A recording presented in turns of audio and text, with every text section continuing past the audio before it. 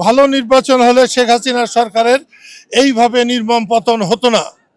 কিন্তু এখন অধ্যাপক ইউনূসের সরকারের যে কর্মকাণ্ড দেখছে, যাদেরকে নিয়ে উনি ওঠেন বসেন, তারাই বাংলাদেশ না, তারা বাংলাদেশের হয়তো 25 ভাগও না। সেই জন্য সার্বিকভাবে নির্বাচনের পরিবেশ সৃষ্টি হলে আমরা অবশ্যই নির্বাচন করব, কিন্তু কোনো পাতানো নির্বাচনে আমরা যাব না। আমাদের দুর্ভাগ্য যে আমরা আমাদের ভাবিকালের সন্তানদের উপযুক্ত করে গড়ে তুলতে পারি নাই। স্বাধীনতা যার জন্যে, সেই স্বাধীনতার মর্যাদা এখনো হয় নাই। আমার আছে টরবিনো, আপনার আছে তো?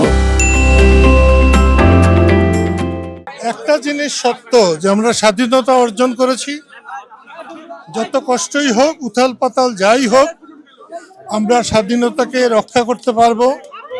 আমাদের দুর্ভাগ্য যে আমরা আমাদের ভাবিকালের সন্তানদের উপযুক্ত করে গড়ে তুলতে পারি নাই।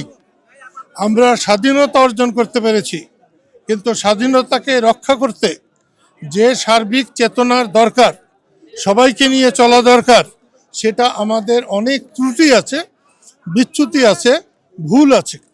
কিন্তু তার অর্থ এই নয় যে আমাদের স্বাধীনতা অর্থহীন। এই স্বাধীনতা অর্জন না হলে আজকে যারা স্লোগান দিচ্ছেন তাও পারতেন না। এই স্বাধীনতা অর্জিত না হলে আজকে যে সরকারকে কদিন আগে উৎখাত করা হয়েছে সেটাও সম্ভব হতো না। এই সবই স্বাধীনতার ফসল। কিন্তু স্বাধীনতা যাদের জন্যে, সেই সাধারণ মানুষের ঘরে ঘরে স্বাধীনতা পৌঁছে নাই। স্বাধীনতা যার জন্যে, সেই স্বাধীনতার মর্যাদা এখনো হয় নাই।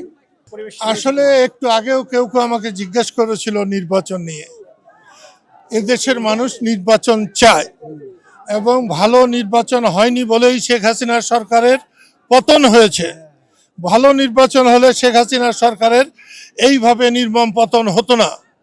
কিন্তু এখন অধ্যাপক ইউনূসের সরকারের যে কর্মকাণ্ড দেখছে, যাদেরকে নিয়ে উনি ওঠেন বসেন, তারাই বাংলাদেশ না, তারা বাংলাদেশের হয়তো 25 ভাগও না। সেই জন্য সার্বিকভাবে নির্বাচনের পরিবেশ সৃষ্টি হলে আমরা অবশ্যই নির্বাচন করব, কিন্তু কোনো পাতানো নির্বাচনে আমরা যাব না।